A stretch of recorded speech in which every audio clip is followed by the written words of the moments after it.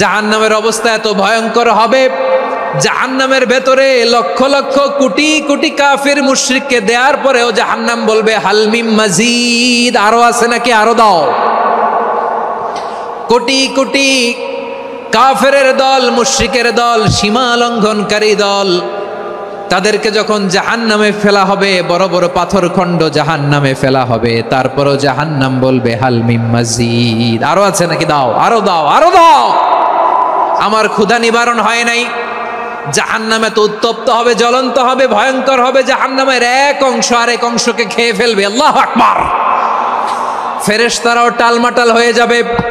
জাহান্নামের রক্ষী ফেরেশতারা কি করবে তারা নিজেরাও বুঝতে পারবে না। কোটি কোটি মুশরিক কাফেরদেরকে জাহান্নামে নিক্ষেপ করার পরেও জাহান্নাম ঠান্ডা হবে না, শান্ত হবে না, বলবে হালমিম মাজিদ, আরো আছে নাকি, আরো দাও। তখন আল্লাহ তাআলার কুদরতি পা জাহান্নামের ভেতরে ঢুকিয়ে দিবেন। সুবহানাল্লাহ পড়তে পারলেন না মজা করে? কোনো কিছুতেই যখন জাহান্নামকে শান্ত করা যায় না, আল্লাহ তাআলা তার কুদরতি পা জাহান্নামে ঢুকিয়ে দিবেন। দেওয়ার সাথে সাথে জাহান্নাম থেকে আওয়াজ আসবে, কত কত বিইজ্জাতিকা ওয়া বিকদরিক, আল্লাহ বিইজ্জাতিকা ওয়া বিকারামিক, আল্লাহ আপনার ইজ্জতের কসম, যথেষ্ট হয়েছে, এনাফ এনাফ, আর লাগবে না। সুবহানাল্লাহ বলেন। ওই ভয়ঙ্কর জাহান্নামে আমরা যেতে চাই কেউ? আমরা সব সময় ওই জাহান্নাম থেকে আল্লাহর কাছে পানাহা চাই। আওয়াজ করে বলেন ঠিক কিনা? বিশ্বনবী সব সময় আল্লাহর কাছে আল্লাহর জান্নাত চাইতেন, আল্লাহর জাহান্নাম থেকে পানাহা চাইতেন। তিনি বলতেন আল্লাহুম্মা ইন্না নাসআলুকাল জান্নাতা ওয়া নাউযু বিকা মিনান নার।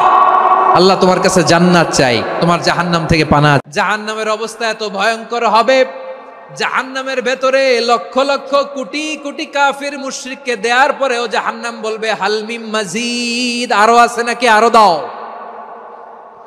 কোটি কোটি কাফেরের দল, মুশরিকের দল, সীমা লঙ্ঘনকারী দল, তাদেরকে যখন জাহান্নামে ফেলা হবে, বড় বড় পাথর খণ্ড জাহান্নামে ফেলা হবে, তারপরও জাহান্নাম বলবে হালমিম মাজিদ, আরো আছে নাকি, দাও, আরো দাও, আরো দাও।